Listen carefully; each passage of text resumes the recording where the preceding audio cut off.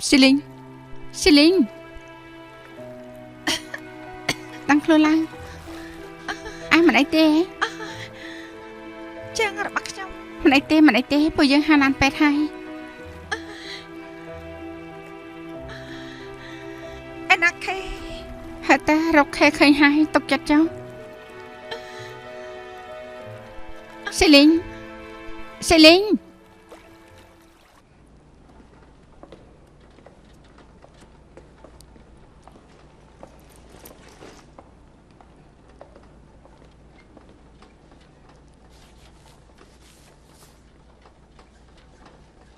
Sơ đấy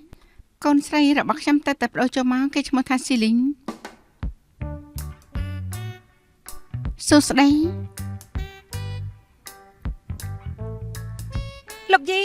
Hào nè đà thà lục gì từ Hào chăm tha mặt đàm phú cứ bàn hơi Sơ đấy mà đàm phú Mà nè đây cho con sấy đã bắt chăm xì lính Thay krau cái sẵn này tin này trời rầm khan đó mà đàm hai mà đủ đại phụ này rầm khan nó mệt chăm tê cứ chỉ lên đập thay cả chăm prap nên cho khi lên đập thay cả tin này cày khăng na sum bay tầm mòn vòng phố có mặt áo chăm nhầm nụ đại Mặt âm phú thật là không đậm nặng ca rồi liền ở lại tí Trời nhằm sạp tên Bôi dưỡng cứ chẳng ai niên lọ tí hơi việc bài này của họ côn mấy cứ bàn hơi sao mà dụ của màn hơi để chọn của họ chăm tia đấy chăm cứ này đen tế chắp cái này tới chăm đằng chui về đầm này đằng riệp chăm còn bông cáp chị bán ở niêng Niên cứ chỉ nạp xe ba rụp sai chăm cứ chị đẹp chị bán một nghề cáp chị bán rụp sát sầm khánh cứ trời trong cắt nơi cá vực hát riêng cai vừa em một nghề là bỏ riêng cai nên làm ra cai làng vinh cáp chị bán ở một nghề cứ chui ở nên từ tôi cho vật nơi cà phê để trời được bù hai cho nạp xe ba rụp sai bắc trong vinh nó cứ trời thưa lùm hạt pran tiệt phong Cầm mà băm mà bắc nhóm cặp bông từ trăm tục chặt chó ra ngay nên là tại từ tôi cho cáp chị bán rụp sát để chặt pi máu trắng niên tiêm khuôn Chăm xăm băm tiêm khuôn rồi ở hay trắng bùi dân riệp chăm phim niên khăn cọ sọ chun là hai mươi téពេលកត់រួចហើយនាងនឹងយល់ថាស្រស់ស្រាយខ្លាំងណាស់មកខ្ញុំជួយសាកកម្ដៅទឹកឲ្យនាងយ៉ាងម៉េចនឹងបន្ធូរអារម្មណ៍ទៅមិនអីទេមានរឿងអីដែលខ្ញុំអាចជួយនាងបានទេ ខ្ញុំអាចធ្វើឲ្យខ្លួនឯងបានទេ ខ្ញុំនៅខាងក្រៅមានរឿងអីអាចហៅខ្ញុំបាន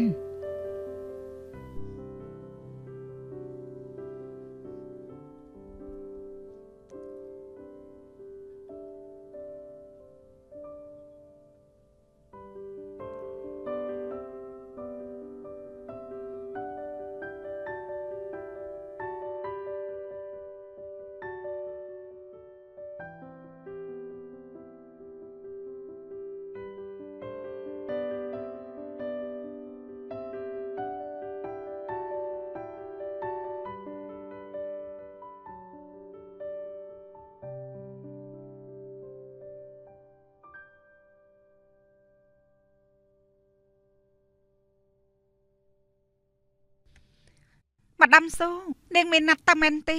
ថាម៉េច នាងត្រូវដើរលេងតាមមិនដែរទេ នាងមិនធ្លាប់ឮពាក្យមួយម៉ាត់ទេហ៎ស្រឡាញ់មនុស្សស្រីគឺត្រូវចាប់ផ្ដើមស្រឡាញ់ពីមាត់របស់គេទៅ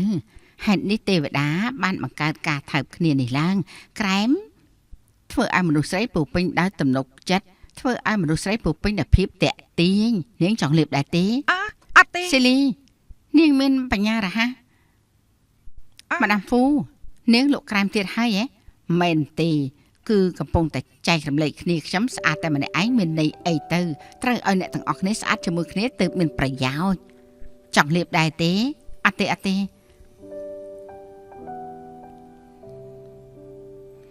ចាំមួយផ្លែត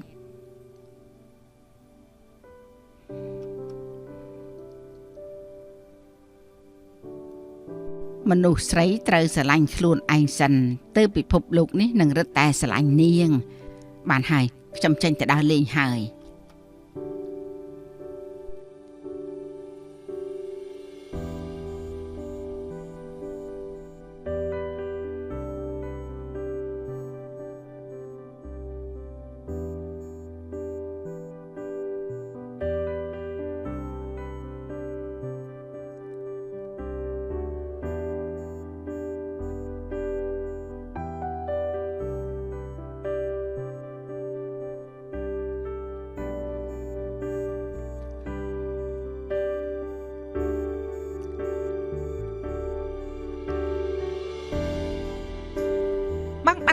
យ៉ាងនេះជួនដំណើរមួយនេះមានន័យថាម៉េចទេថ្មីនេះបងរវល់ដែរទេខ្ញុំផ្ដោមមន្ទីរពេទ្យសហគមន៍ហើយចង់មកមើលខ្ញុំដែរទេ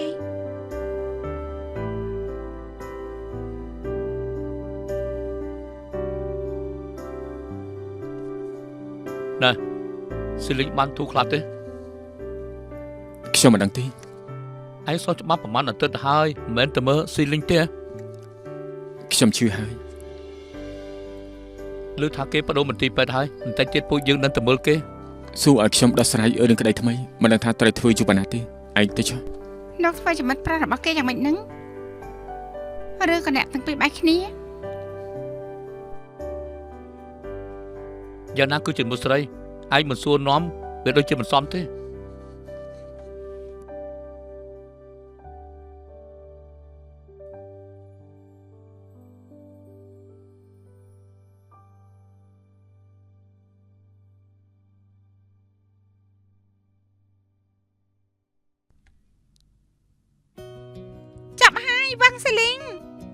វ៉ាងសេលីងហ្គេមចាប់ហើយឯងពូកែណាបងចាញ់ហើយអើខ្ញុំមកមើលបងបានបៀអីទេបងមិនបានយកចិត្តទុកដាក់លេងនោះទេបងមិនសូវស្រួលខ្លួនទេថ្ងៃណាក៏បងនិយាយថាមិនស្រួលខ្លួនដែរតែពេលណាទៅអាចជាទេបានហើយឯងបងស្រីឯងសម្រាប់បានល្អពួកយើងទៅទិញក្រែមទៅមិត្តភក្តិរបស់ឯងមកមើលឯងហើយ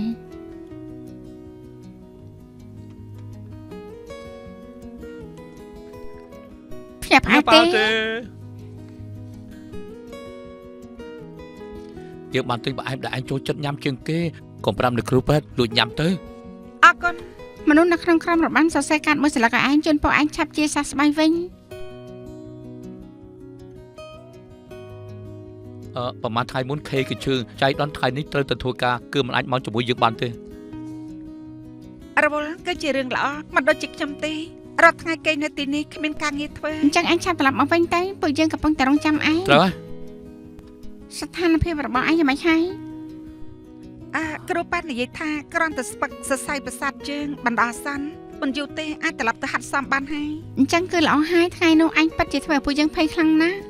ឆ្លៀតពេលនេះគ្មានមនុស្សគឺញ៉ាំឲ្យអស់ទៅអូសុំទោសក្លិនអីហ្នឹងខ្ញុំចូលបន្ទប់ទឹកសិនមិនអីទេខ្ញុំជាអ្នកដោះស្រាយសុំទោសរំខាននាងហើយណាមិនអីទេបន្តិចទៀតខ្ញុំជួយសម្អាតឲ្យនាងមិនកូនរត់លឿនយ៉ាងនេះអញ្ចឹងកំប៉ះប៉ះខ្ញុំយ៉ាងម៉េចហ្នឹងបងប៉ះត្រូវទឹកនោមរបស់គេហើយនៅមកប៉ះខ្ញុំទៀតទឹកនោមរបស់គេនៅក្នុងថង់ទឹកនោមរាល់ថ្ងៃគេត្រូវជួយថង់ទឹកនោមដើរទៅអាមកហើយមានក្លិនទៀតផងគួរឲ្យខ្ពើមខ្លាំងណាស់តលេងដៃចាញ់ទៅ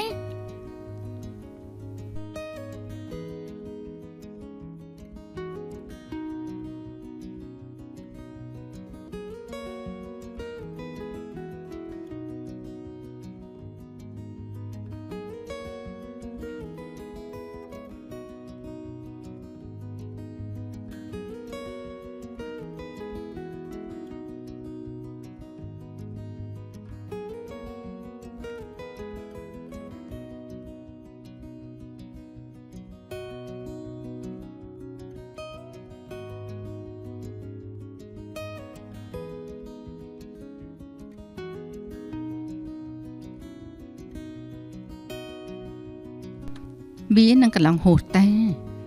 នេះគ្រាន់តែជាផ្នែកមួយនៃជីវិតតែប៉ុណ្ណោះតែខ្ញុំចង់ចាប់ផ្ដើមសាច់ថ្មីវិញតើបានដែរទេ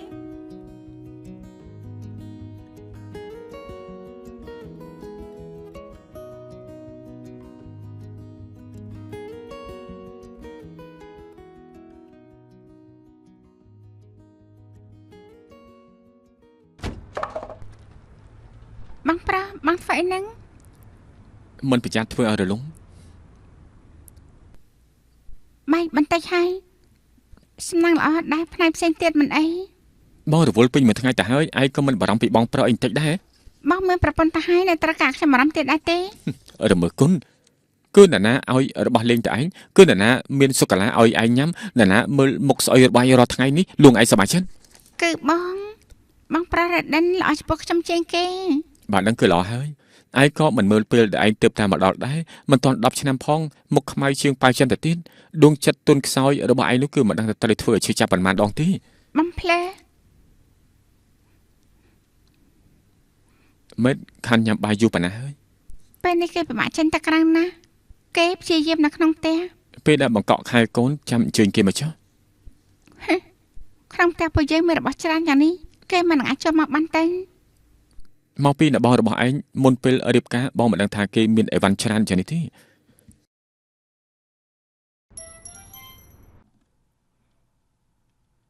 សូមទោសផងស្រីស្អាតណាស់បន្ទប់បានជួលឲ្យគេទៅហើយ ឯងចង់រើផ្ទះតើមែនទេ ចាំពេលរកផ្ទះបានចាំគិតទៀតចុះ បើមកដឹងថាឯងចង់រើផ្ទះគាត់មិនចាំបាច់ចាំដល់ផ្ទះរត់របស់ពួកយើងសង់រួចហើយដាច់ពួកយើងចេញនោះទេ មិននឹងអាចទៅណាមកសម័យចង់បីចៅលេងរាល់ថ្ងៃនោះប៉ុន្តែបងត្រូវតែជួយរក្សាការសម្ងាត់ឲ្យខ្ញុំពំនោះទេខ្ញុំនឹង ដឹងហើយ ខ្ញុំបានឃើញសាររបស់នាងហើយនាងនៅម្នាក់ឯងមែនទេធ្វើការងារអ្វីដែរ ហេឡូសំតផងខ្ញុំចង់សួរថាទ្វារធំរបស់ពូនាងមានកម្មចរាដែរទេបើមាននោះតើខ្ញុំអាចដាក់ផ្លូវរទេះរុញបានទេ ផ្លូវអីទៅ ព្រោះខ្ញុំជាអ្នកប្រើប្រាស់រទេះរុញបើមានផ្លូវរទេះរុញគឺងាយស្រួលជាង មិនបានទេ ខ្ញុំ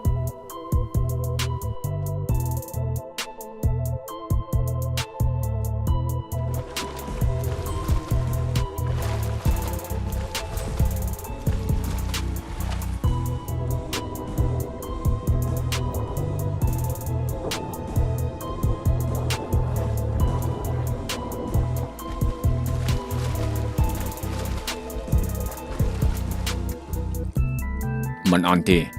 ហាលបែបសេរី200ដងបន្ទាប់មកកម្ដៅខ្លួន មិនធ្វើឡើងវិញទេ នាងទើបត្រូវរបួសមិនទាន់ជាសះស្បើយមិនចាំបាញ់ផ្ទះសាយ៉ាងនេះទេ ការប្រកួតមេដាយជាតិចិនមកដល់ហើយពេលនេះខ្ញុំទៅតែ41វិនាទីមិនអាចធ្វើការវឹកហាត់កម្រិតទៀតនោះទេ ពេលនេះបន្ថែមកម្រិតហ្វឹកហាត់នាងប្រហែលជាអាចរបួសទៀតផងណា រឿងការរបស់ខ្ញុំមិនដឹងទេខ្ញុំអាចធ្វើបាន ចង់លឿនគឺទៅមិនដល់ឲ្យតែនាងសម្រេចគម្រោងការហ្វឹកហាត់របស់ខ្ញុំបានប្រកាសជាអាចឈានដល់ស្តង់ដារសំខាន់នេះ ខ្ញុំមិនចង់បានស្តង់ដារទេគឺការបំបែកលោកស្មានថាខ្ញុំដូចជាលោកយ៉ាងអញ្ចឹងរាល់ថ្ងៃបង្រៀនដើម្បីកំសាយពេលវេលារងចាំការចូលនិវត្តន៍ខ្ញុំចង់ត្រឡប់ទៅឆាកប្រកួតអន្តរជាតិវិញ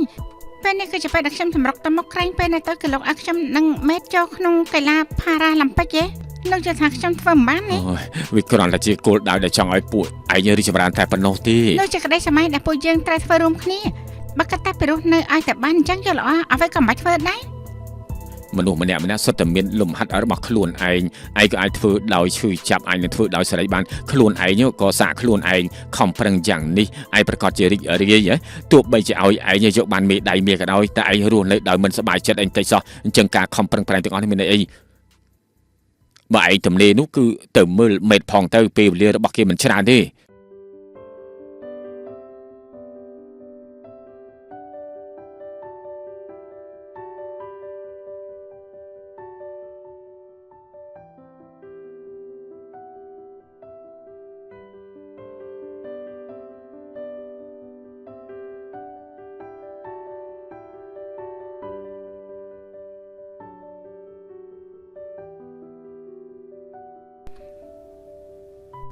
ជូនលោកស្អាតដែរទេ ស្អាតអរគុណហើយ ខ្ញុំបដូរការងារថ្មីហើយពេលនេះតែមានពេលមកមើលលោកមានអារម្មណ៍យ៉ាងម៉េចដែរ មិនអីទេចុះនាងវិញនោះ មិនយូរទេខ្ញុំត្រូវទៅចូលរួមការប្រកួតមេដាយជាតិហើយខ្ញុំបានបន្ថែមកម្រិតហ្វឹកហាត់លទ្ធផលក៏តាមតាន់ដែរគួរតែមានឱកាសត្រឡប់ទៅកាន់ក្រុមប្រកួតប្រជែងវិញលោកចាំបានពួកយើងធ្លាប់និយាយថាចង់ទៅក្នុងការប្រកួតផារ៉ាឡ িম্প ិកជាមួយគ្នាទេ ចាំបាន ខ្ញុំឲ្យលោកមើលការហ្វឹកហាត់របស់ខ្ញុំក្នុងពេលថ្មីៗនេះចុះនេះគឺលោកគ្រូផៃជួយថតដល់ខ្ញុំចាំបានថាពីមុនគាត់ក៏អាចជួយថតរូបឲ្យពួកយើងដែរមានម្ដងខ្ញុំមិនប្រយ័ត្នធ្វើកាមេរ៉ារបស់គាត់ធ្លាក់ចូលទៅក្នុងទឹកទៀតផងលោកចាំបានទេ ចាំបាន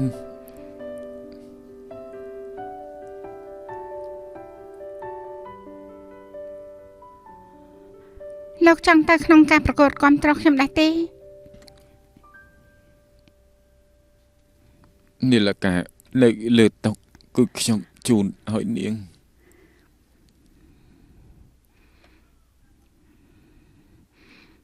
បើមានអំណោយទៀតនោះខ្ញុំគឺមិនបដិសេធទេអរគុណខ្ញុំជួយម៉ាស្សាយលោក ល្អ ស្រួលខ្លួនដែរទេ ស្រួលខ្លួន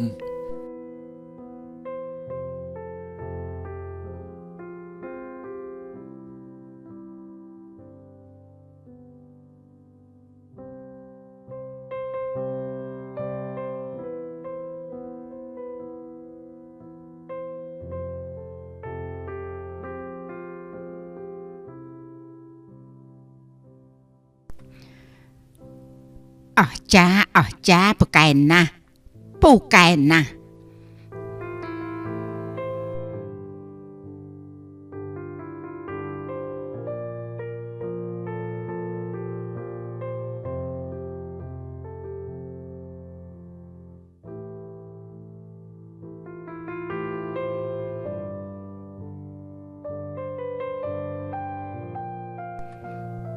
នៅចាំបានថាដាក់ជើងរបស់នាងចុះយ៉ាងម៉េចដែរទេ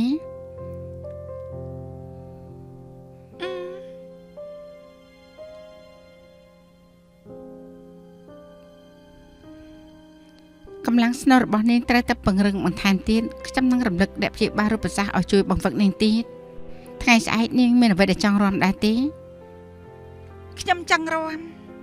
ខ្ញុំដឹងថានាងចង់ត្រឡប់ទៅក្រុមរបាំវិញតែស្ថានភាពរបស់មនុស្សម្នាក់ខុសគ្នាការរីកចម្រើនក៏ខុសគ្នាដែរចាំពេលនាងបានធូរជាងនេះទៀតចាំពួកយើងសាកល្បងចុះ លោកជាពេលណាទេខ្ញុំមិនចង់រៀនកាត់កញ្ចក់ជើងទេខ្ញុំគ្រាន់តែចង់ឆាប់ក្រោកឡើងរំវិញតែប៉ុណ្ណោះក្រែងនាងមកជួយខ្ញុំឯង ក្រុមលត់ដំនឹងនាងធ្វើនៅពេលនេះគឺសំខាន់ខ្លាំងណាស់វាអាចជួយឲ្យនាងទប់ទល់នឹងតម្រូវការប្រចាំថ្ងៃដែលអាចរីកបានគុណភាពជីវិតក៏អាចល្អជាងនេះដែរ ខ្ញុំមិនអាចរំបានទៀតទេដែលមានគុណភាពជីវិតអីទៀតទេ ស៊ីលីង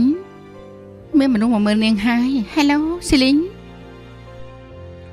មនុស្សដែលនាងបានជួបបំបញ្ញមិញគឺជាអ្នកនាងទេគឺជាអ្នកព្យាបាលមុខងាររាងកាយរបស់ខ្ញុំនៅមានអ្នកធ្វើលំហាត់ប្រាំជាសះស្បើយលឿនណាស់ថ្មីនេះគេជួយវឹកហាត់ជើងឲ្យខ្ញុំគិតថាគេបន្ថែមការវឹកហាត់1ម៉ោងទៀត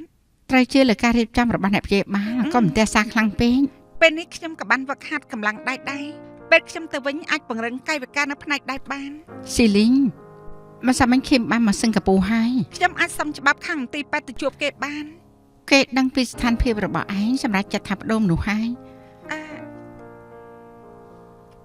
គេឲ្យខ្ញុំប្រាប់ឯងថាអ្នករបាំសំខាន់បំផុតនោះគឺជារាងកាយរបស់ខ្លួនឯងលក្ខខណ្ឌរបស់ឯងល្អយ៉ាងនេះមើលថែខ្លួនឯងឲ្យបានល្អសិនថ្ងៃក្រោយមានឱកាសច្រើនណាស់ អ្នកណាជំនួសកន្លែងរបស់ខ្ញុំទេ រឿងនេះមិនសំខាន់ទេ អ្នកគ្រូបើគ្មានជំរឿសដែលល្អជាងនេះទៀតទេយល់ល្អផ្ដល់ឱកាសឲ្យខ្ញុំម្ដងទេខ្ញុំប្រកាសជាអាចធ្វើបានឲ្យខ្ញុំនិយាយជាមួយគេទេ ឯងមិនស្គាល់អ្នករបាំម្នាក់ដែលឈ្មោះថា Marie-Sue Fernanda ដែរទេគេជាអ្នករបាំរបស់មូស្គូមានម្ដងគេធ្លាក់ពីលើជណ្ដើរអវយវៈបាត់បង់វិញ្ញាណប៉ុន្តែក្រោយពេលដែលហ្វឹកហាត់3ខែហើយគេក៏អាចរំសាយជាថ្មីបានខ្ញុំដឹងថាឯងខំប្រឹងណាស់ព្យាបាលរបួសជាសិនទៅថ្ងៃក្រោយនឹងមានឱកាសជាច្រើនរងចាំឯងទៀត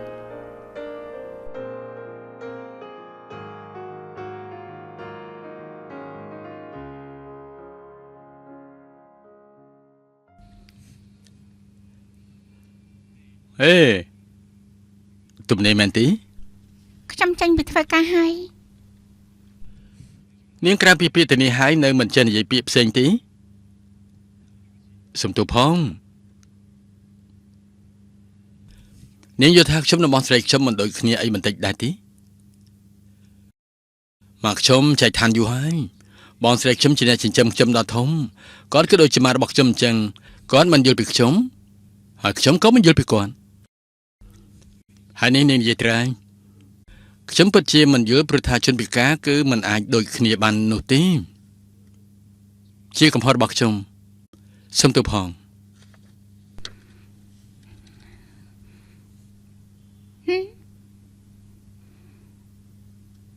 ដឹងខុសចាស់កែមិនមែនជាកំហុសធំទេអាចជួយបាន ច ឈប់ខឹងហើយមែនទេ តែអំបញ្ញមែនលោកនិយាយថាបំបាច់កំណត់ត្រាពិភពលោកគឺជារបស់អីទៅ ខ្ញុំក៏មានកំណត់ត្រាពិភពលោក57យ៉ាងនៅក្នុងផ្ទះគឺមានជញ្ជាំងហើយយកមកព្យួរជារង្វា លោក ន់ មិនធ្វើការទេ ខ្ញុំត្រូវគេបង្ខំឲ្យធ្វើការបំបីកំណត់ត្រាពិភពលោកទៅជាការងាររបស់ខ្ញុំមានម្ដងនោះខ្ញុំឃើញសិស្សម្នាក់គេប្រើពេល40វិនាទីវាយអក្សរ160ទូនៅក្នុងទូរស័ព្ទដៃខ្ញុំក៏គិតថាមានអ្វីពិបាកទៅវិញក៏វឹកហាត់ប្រហែលថ្ងៃចុងក្រោយធ្វើបាន40វិនាទីដែរទេ ណាមានទៀតដែរទេ នៅក្នុង1នាទីគោះពងមាន់33ក្រាមក្នុង1វិនាទីអាចអោបបងទីងឡើងទៅ36ដងនៅមានមួយទៀតវាពិបាកជាងគេនោះគឺសុទ្ធបាល់ចូល7400ដងក្នុងរយៈពេល12ម៉ោងប៉ុន្តែអ្វីដែលខ្ញុំចង់បំបញ្ញនោះខ្ញុំចង់ឡើងភ្នំដែលមានកម្ពស់ខ្ពស់ជាងគេនៅអាស៊ីខ្ញុំគឺធ្លាប់ឡើង6ភ្នំហើយបើគុំតបងស្រីខ្ញុំបង្ខំឲ្យខ្ញុំធ្វើការវិញនោះពេលនេះខ្ញុំគឺទៅអឺរ៉ុបឡើងលើភ្នំប៉ូឡាហ្វុងថ្ងៃស្អែកគឺដល់កំពូលហើយ លោកគួរតែចំណាយលុយអស់ច្រើនណាស់មែនទេ នេះមើលចុះនៅមាន1នាទីមួយនេះសិតតែមុនពេលឡើងលើភ្នំដែលត្រូវរបួសសិតតែបញ្ជាក់ពីការខំប្រឹងរបស់ខ្ញុំមិនអាចយកមាសប្រាក់មកត្រឹងថ្លៃបាននោះទេ អញ្ចឹងលោកធ្វើនេះគឺប្រតែអ្វីទៅ មានតែខ្ញុំបំបីកំណត់ត្រាពិភពលោកនោះទេទើបអាចរកឃើញអត្តន័យនៃជីវិតរបស់ខ្ញុំបាន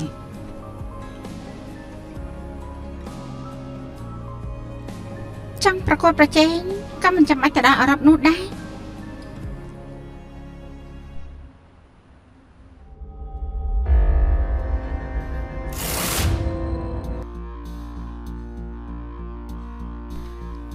ញ៉ាំឲ្យច្រើនតិចទៅញ៉ាំឲ្យច្រើនតិចទៅមាននឹកដល់អ្នកម៉ាក់ដែរទេ ម្ដាមហ្វូព្រឹកយ៉ាងនេះនាងកំពុងធ្វើអីហ្នឹង ខ្ញុំកំពុងនិយាយជាមួយកូនប្រុសខ្ញុំមាននឹកអ្នកម៉ាក់ដែរទេអេតើនាងចង់និយាយជាមួយកូនប្រុសខ្ញុំដែរទេម៉ោះណែពេលនេះអ្នកម៉ាក់ណែនាំឲ្យឯងស្គាល់នេះគឺជាបងស្រីស៊ីលីងដ៏ស្រស់ស្អាតដឹងដែរទេ វាគឺជាកូនប្រុសរបស់នាងឯង មែនហើយរាល់ថ្ងៃម៉ោង4គេនឹងដាស់ខ្ញុំបញ្ចុកឲ្យគេញ៉ាំអាហារពេលព្រឹកពេលនេះខ្ញុំមិននៅក៏ឲ្យកម្មករជួយបើកវីដេអូឲ្យខ្ញុំ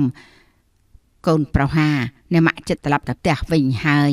ឯងត្រូវតែស្ដាប់បង្គាប់ល្អអ្នកម៉ាក់ស្ទាបឯងបន្តិចថើបមួយសិន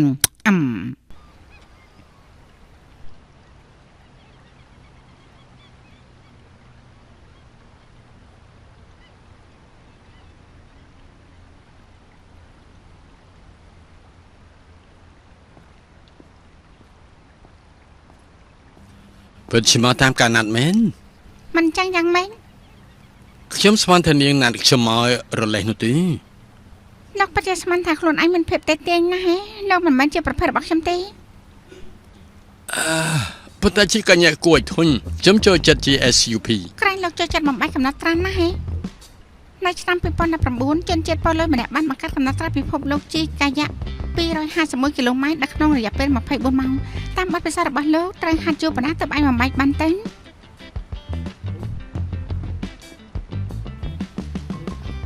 ចំណុចហាត់ធំ3នៃកីឡាប្រភេទនេះគឺកម្លាំងមានអំណត់ចង្វាក់ល្បឿនគោលដៅបង្ហាត់រាល់ថ្ងៃចែកទូក99ដងមួយអាទិត្យវឹកហាត់3ដងថែមទាំងការធ្វើការហាត់ប្រាណ2ដងប្រហែលជា2ខែក្រោយនឹងមានប្រសិទ្ធភាពបើសិនជារលូន4ខែក្រោយអាចបំបីកំណត់ត្រាបានថ្ងៃនេះពួកយើងធ្វើការសាកល្បងសមត្ថភាពធម្មតាមួយសិនទេចែកដូចជានាងពេលណាដល់គោលដែរទេនេះចង់ថាបំបីកំណត់ត្រាផងហ៎នេះនាងលេងល្បិចលេងល្បិចជាមួយខ្ញុំចាំមើលណា លក្ខខណ្ឌប្រកួតណាតែមិនក៏ខ្ញុំមិនឃើញចឹងអេ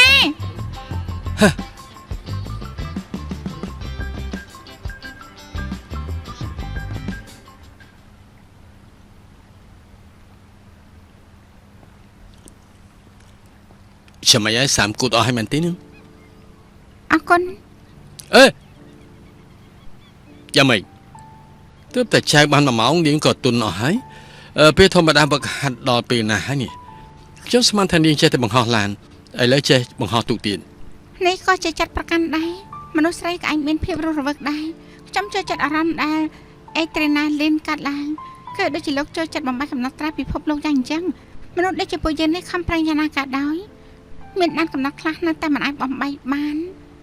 តែនៅពេលដែលហាត់ទឹកបាក់ឡានជិះកាយ៉ាស់នោះខ្ញុំគឺអាចមានសេរីភាពដូចជាមនុស្សធម្មតាអញ្ចឹង ខ្ញុំពិតជាយល់ខុសនេះមិនមែនមនុស្សធម្មតានោះទេគឺមិនធម្មតាខ្លាំងណាស់ លោកចាំបានខ្ញុំធ្លាប់ប្រាប់លោកថាខ្ញុំមានមិត្តភក្តិម្នាក់ដែលស្វិតសាច់ដុំដែរទេពេលនេះគេនៅមន្ទីរពេទ្យនេះជានាឡិកាដែលគេជូនខ្ញុំពេលវេលាគឺយឺតជាង15នាទីសេរីយ៉ាងណាក៏មិនត្រូវដែរមិនដឹងថាហេតុអីក៏គេជួយរបស់នេះដល់ខ្ញុំទេ ខ្ញុំដឹងគេចង់រំលឹកនាងថាទៅធ្វើការគំនិតពេលខ្ញុំគិតថាគេប្រានាងធ្វើអ្វីធ្វើទៅពេលវេលារបស់គេយឺតយ៉ាវប៉ុន្តែយ៉ាងហោចណាស់ក៏ត្រូវតែរត់បន្តទៅទៀតសម្រាប់ចាស់ដែរហាត់បន្តទៀតទៅ វឹកហាត់អីទៅ ជាកាយៈអមាញ់មិញពួកយើងជីបានតែ6គីឡូពេលនេះខ្ញុំចង់បង្កើតកម្រិតទៀត គ្មានចុះបាយទេបំបីកំណត់ត្រាពិភពលោកជាគោលដៅរបស់លោកខ្ញុំគ្រាន់តែចង់ធ្វើជាអ្នកហាត់ទឹកអាជីពម្នាក់ប៉ុណ្ណោះ អ្នកហែលទឹកអាជីព មិនជឿលោកទៅសួរតាជងទេពេលនេះមកអាទឹកខ្ញុំវឹកហាត់6ថ្ងៃពេលធម្មតាត្រូវជួយលក់ជីវិតឲ្យក្រុមហ៊ុនលោកទៀតគ្មានចុះបាយទេមានតែបែបនេះតែមានលុយរស់នៅនឹងវឹកហាត់បន្តទៀត បើក្តីសម័យគាំទ្រពីមានប្រាក់នោះអញ្ចឹងខ្ញុំគិតថារលុយគឺជាផ្នែកមួយនៃក្តីសម័យ ខ្ញុំស្មានថាកូនអ្នកមានមិនយល់ពីរឿងទាំងអស់នេះទេដឹងតែពីខ្ជិះខ្ជាយប៉ុណ្ណោះ ខ្ញុំជាអ្នកតាមរកក្តីសម័យដែលត្រូវមានប្រាក់ឃុំខ្លួន នឹងនិយាយពាក្យនេះបញ្ឈឺខ្ញុំខ្លាំងណាស់ខ្ញុំមើលទៅលោកគឺក្រដល់សល់តែលុយប៉ុណ្ណោះ ប្រាប់នាងហើយមិនយល់នោះទេខ្ញុំមិនដែរចង់ប្រកួតមួយដៃទៅទេ នៅមិនចោះចាញ់ទៀតទេ នាងមិនហ៊ានទទួលយកការប្រកួត ខ្ញុំមើលទៅលោកគឺចាញ់មិនបាន អូអេហើយចង់ទៅណាហ្នឹង ខ្ញុំគ្មានពេលទទួលលោកនោះទេ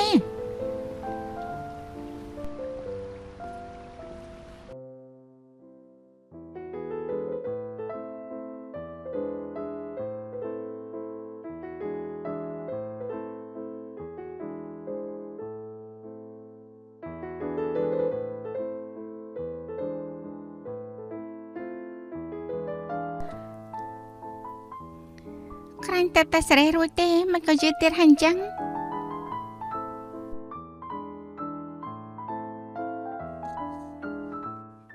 ធៀនជីងមែតគេបានទៅបាត់ហើយ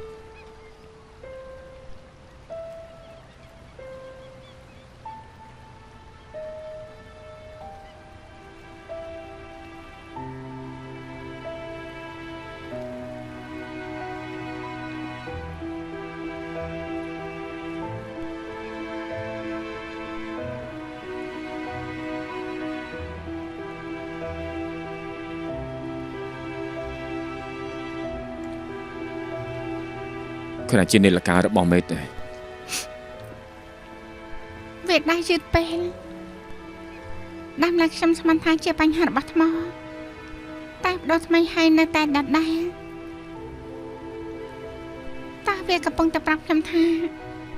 អ្វីត្បិតតែពួកយើងដៃយឺតជាងគេតែឲ្យតែមិនបោះបង់ចោលគឺអាចតាមតនគេឲ្យមែនទេ ឯងតាមតាន់ម្នាក់ហើយនៅមានម្នាក់ទៀតបន្ទាប់មកនៅមានច្រើនអ្នកទៀតដែលត្រូវតាមឯងតាមអត់ដែរទៀតមនុស្សអាចចុះខ្សោយគឺដូចជានាឡិកាដើរយឺតយ៉ាងអញ្ចឹងក៏មកខំខ្លួនឯងពេកអីថែរក្សាពេលនេះឲ្យបានល្អកុំចាំដល់ពេលដែលខ្លួនឯងប្រែជាយឺតដើរលេងរួចហើយទើបចង់តាមរកពេលវេលាពីមុនមកនោះ គួរឲ្យស្ដាយមិនអាចប្រាប់ពួកយើងពីចម្លើយរបស់គេបានទៀតទេ ឯងគិតចាំមិនចំពោះខ្លួនឯងគឺសំខាន់ជាង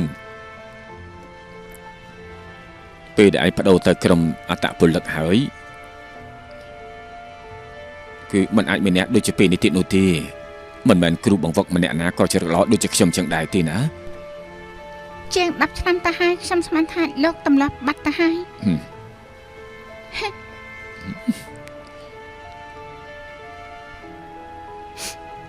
ថ្ងៃក្រោយខ្ញុំទៅបាត់លោកកំណត់ខ្ញុំពេកអី កុំនិយាយបដិបដា អ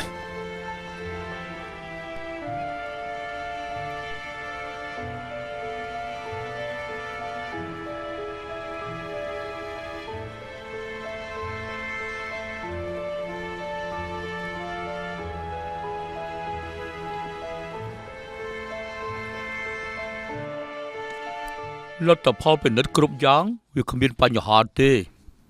អញ្ចឹងគឺល្អហើយថ្មីនេះសេលីនកំពុងតែធ្វើលំហាត់ប្រាណជាសះស្បើយអូធីនិងភីធីសត្វតែនិយាយថាសមត្ថភាពរៀនសូត្ររបស់គេលឿនណាស់ពេលនេះសម្បីតែគេគ្រប់គ្រងតែរួនក៏គ្មានបញ្ហាដែរ ល្អណាស់ខំប្រឹងណាពួកនាងទៅចាំខាងក្រៅសិនចុះគេលឿនទៅបថាយិកានឹងជួយរៀបចំពិនិត្យលើកក្រោយឲ្យពួកនាង តែប៉ុណ្ណឹងទេ មុខរបួសមិនបានរលាកទេល្បឿននៃការធ្វើលំហាត់ប្រាណជាសះស្បើយក៏ល្អដែរជីវិតប្រចាំថ្ងៃនាងក៏ល្អ តែជើងរបស់ខ្ញុំនៅតែគ្មានអារម្មណ៍តែត្រូវបដូរថ្នាំឬក៏ធ្វើការព្យាបាលផ្សេងទៀតដែរទេ គំរូការរបស់នាងនៅពេលនេះគឺល្អណាស់ លោកម្ចាស់គេក៏ត្រូវរបួសឆ្អឹងកងខ្នងដែរតែគេប្រើឧបករណ៍មួយនេះគេអាចវឹកហាត់រាំបាន កម្រិតទៅរបួសមនុស្សម្នាក់ខុសគ្នាស្ថានភាពជាសះស្បើយក៏មិនដូចគ្នាដែររឿងនេះមិនសមនឹងនាងនោះទេ ប៉ុន្តែដុកទ័រអ៊ុងលោកនិយាយថានឹងក្តាប់រយៈពេលជាសះស្បើយនេះបានល្អឬមើលគ្មានកម្រងការព្យាបាលផ្សេងទៀតដែលល្អជាងនេះទេ ដុកទ័រអងខ្ញុំអាចក្រោកឈរឡើងបានតែត្រូវទេដុកទ័រអង ឱកាសដែលនាងអាចក្រោកឈរសាជាថ្មីបានតិចណាស់ម្យ៉ាងទៀតឆ្អឹងកងខ្នងរបស់នាងគឺធ្លាប់ធ្វើការវះកាត់ខ្ញុំក៏មិនផ្ដល់យោបល់ឲ្យនាងរាំបន្តទៀតនោះដែរ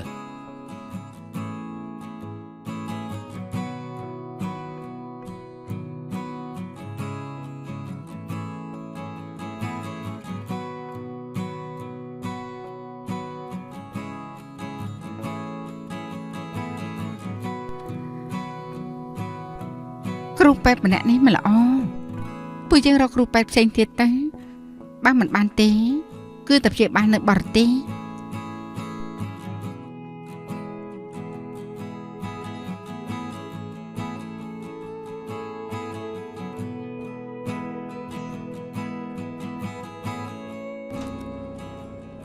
អូនាងមកដល់ហើយមិនក៏ខានមកយូរយ៉ាងនេះមិនចង់មកជួបខ្ញុំទេ ដុកទ័រវ៉ាងលោកនៅតែកំ pl ែងដដែល អញ្ចឹងខ្ញុំមើលថាស្ថានភាពសុខភាពរបស់នាងថែរក្សាយ៉ាងម៉េចហើយ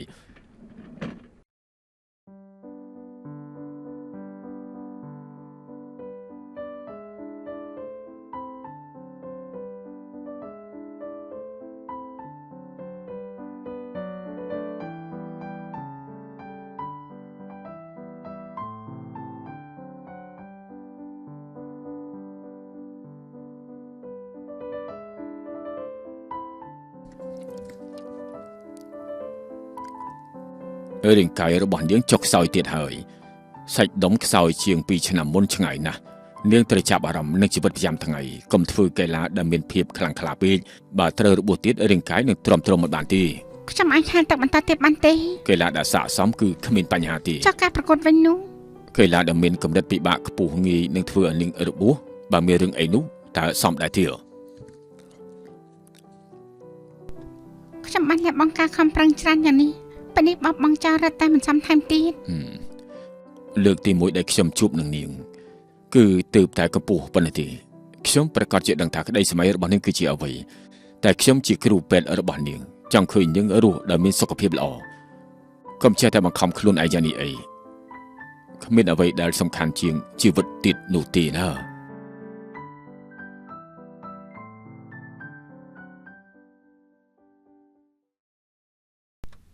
ធ្វើលំហាត់ប្រាណរួចរាល់ហើយថ្ងៃនេះយ៉ាងម៉េចដែរល្អណាស់រីកចម្រើនច្រើនណាស់មកពួកយើងមកធ្វើការហ្វឹកហាត់រទេះរុញទៅ ខ្ញុំចង់សម្រេច តែពួកយើងទៅចាប់ផ្ដើមទេ ខ្ញុំមិនចង់ធ្វើទៀតទេ សេលីនយកល្អហាត់10នាទីទៀតទៅពេលនេះជាដំណាក់កាលសំខាន់នៃការហ្វឹកហាត់ ខ្ញុំពិការហើយខ្ញុំបានវឹកហាត់ជាង2ខែហើយអ្វីក៏ធ្វើមិនបានដែរគ្រូពេទ្យនិយាយថាខ្ញុំមិនអាចក្រោកឈរឡើងវិញបានទៀតនោះទេមិនអាចរាប់បានទៀតទេខ្ញុំធ្វើរឿងទាំងអស់នេះមានន័យអ្វីទៀតទេ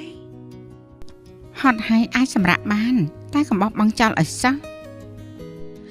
មនុស្សដែលអង្គុយលើរទេះរុញមិនមែនជានាងនោះទេ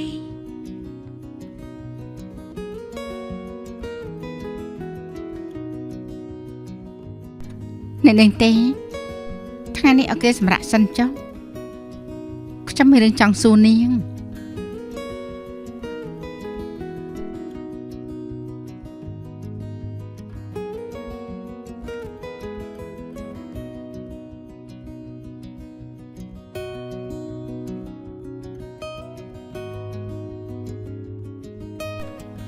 មានធ្លាប់កិច្ចឆ្លាស់រៀនដែរទេ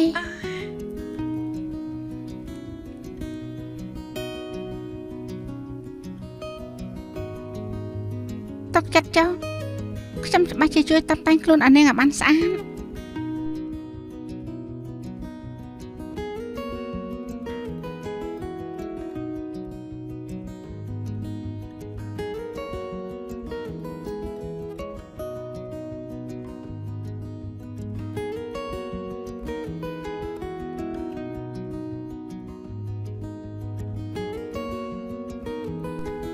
មិនក៏មកតាមខ្ញុំរហូតអញ្ចឹងមនុស្សមកដល់ទៅហើយ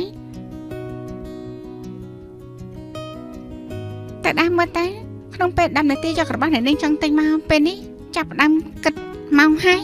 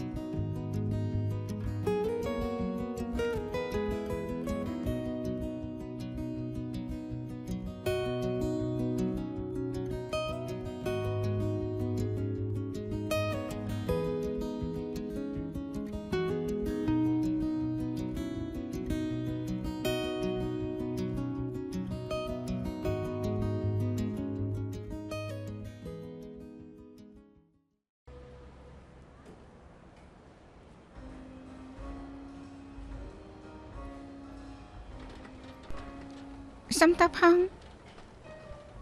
ខាងនោះមានមនុស្សត្រូវការជួយនឹងអាចទៅបានទេអរគុណអ្នកនាងមានអ្វីដែលឲ្យខ្ញុំជួយបានទេ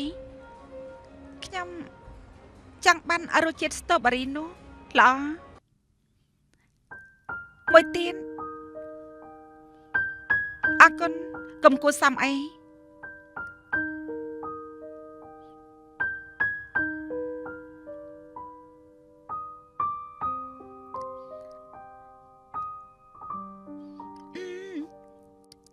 របស់នេះឆ្ងាញ់ជាងបបរត្រីឆ្ងាញ់ណាស់នាងញ៉ាំដែរទេខ្ញុំមិនញ៉ាំក្រែមទេពីមុនខ្ញុំចង់ញ៉ាំមិនហ៊ានញ៉ាំនោះទេនាងព្រោះតែហែលទឹកត្រូវរសាដងខ្លួនតែមែនទេញ៉ាំផ្អែមពេកអញមានអារម្មណ៍ខុសឆ្គងកិច្ចស្លាគឺគ្មានអារម្មណ៍ខុសឆ្គងទេខ្ញុំគឺកំពុងតែជួយនាងម្យ៉ាងទៀតនេះជាករណីលើកលែងខ្ញុំមិនដែលធ្វើរឿងបែបហ្នឹងទេពីតូចដល់ធំអ្នកទាំងអស់គ្នានិយាយថាខ្ញុំឆ្លាតណាស់ខ្ញុំកម្រាប់បានឈួតម្ដងណាក៏លះបង់តម្លៃតបស្នងធំយ៉ាងនេះបើដឹងថាអញមានលទ្ធផលបែបនេះនាងនឹងអាចទៅសមុទ្រទៀតដែរទេអញ្ចឹងគឺត្រូវហើយនាងក៏មិនមានចេតនាធ្វើខ្លួនអញត្រូវរបួសដែរអ្នកណាក៏មិនដឹងថាថ្ងៃស្អែកនឹងអបតហេតុមួយណាអាចមិនដល់មុននោះដែរប៉ុន្តែពួកវាសុទ្ធតែបានកើតឡើងនៅលើខ្លួនរបស់នាងធ្វើឲ្យនាងមានឱកាសរស់សារជាថ្មីបើគិតទៅនាងគឺសំណាងល្អហើយហេតុអីក៏ជាខ្ញុំអញ្ចឹងខ្ញុំក៏ធ្លាប់សួរសំណួរមួយនេះដែរចាប់ឆ្នោតក៏មិនសំណាងល្អយ៉ាងនេះដែរប្រហែលជាទេវតាដែលនៅឋានលើចំណែនមិនចង់ឲ្យភាពស្រស់ស្អាតរបស់ពួកយើងពាក់ភ្នែកគេខ្លាំងពេកហើយថ្មីត្បិតតែខ្ញុំមិនអាចដើរបានតែខ្ញុំអាចហែលទឹកបានទេវតានៅតែរង្វាន់មកខ្ញុំដដែលអញ្ចឹងរង្វាន់របស់ខ្ញុំគឺជាអ្វីទេនោះពេលនេះគឺជារបស់នេះថ្ងៃក្រោយនៅមានរង្វាន់ជាច្រើនទៀតរងចាំនាងញ៉ាំរង្វាន់របស់នាងទេ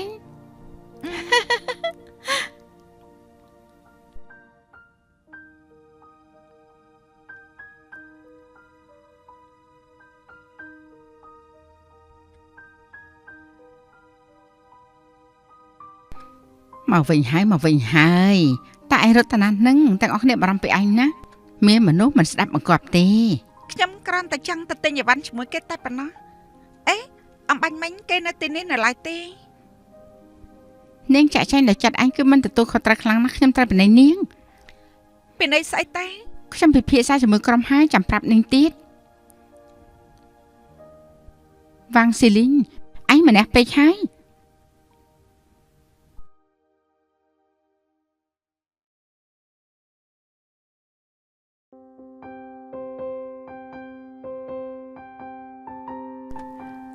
សំទោសផងខ្ញុំមកយឺតពេលហើយ